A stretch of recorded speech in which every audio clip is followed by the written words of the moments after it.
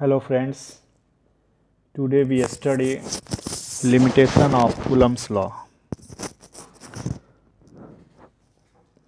Here first point is charge should be point charge.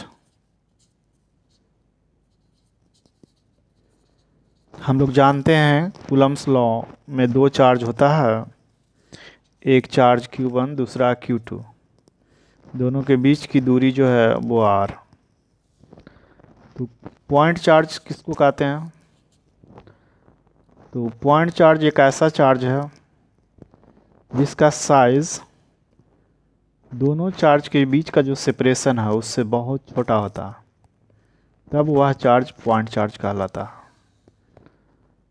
तो याद रखेंगे कूलम्स लॉ वैलिड होगा तभी जब हमारा चार्ज पॉइंट चार्ज होना चाहिए।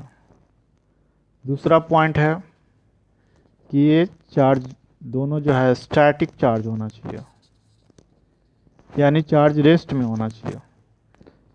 बहुत पहले हम बताए हैं कि हम लोग स्टडी करते हैं, एक बार में एक इसको रेस्ट में रखते हैं, इसको मोशन में रखते हैं, फिर अगर इस पर निकालना है इसके द्वारा फोर्स तो हम लोग इसको रेस्ट में रखेंगे, इसको मोशन में रखेंगे।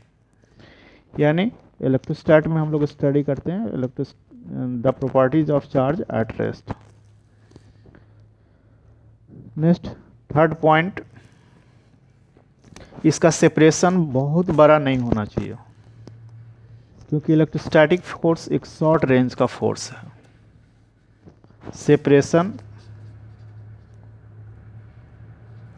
Separation should not be very large, kilometre में नहीं होना चाहिए। अगर एक हम यहाँ रखेंगे पटना में, दूसरा रखेंगे हम यूएसए में, तो कूलम्स लॉ वैलिड नहीं होगा।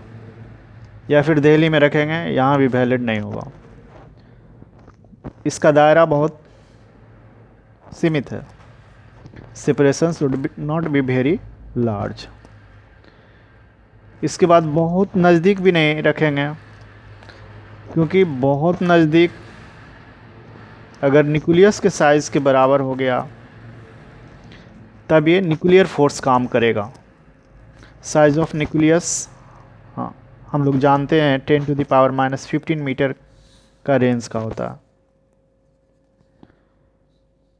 और साइज ऑफ एटम 10⁻⁻10 मीटर। ये एटम का साइज है और ये न्यूक्लियस का साइज है। तो न्यूक्लियस का साइज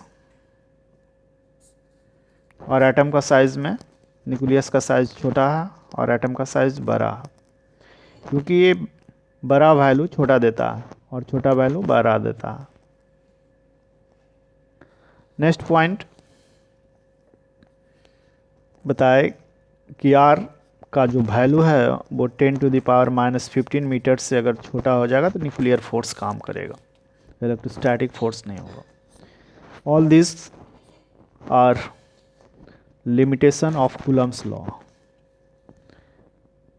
आई होप आप लोग समझ गए होंगे। ऐसे ही वीडियो देखते रहें। Thank you. अगर आप मेरे चैनल को सब्सक्राइब नहीं किए हैं तो सब्सक्राइब कर लें, लाइक करें और कमेंट्स करें। Thank you. Okay, bye bye.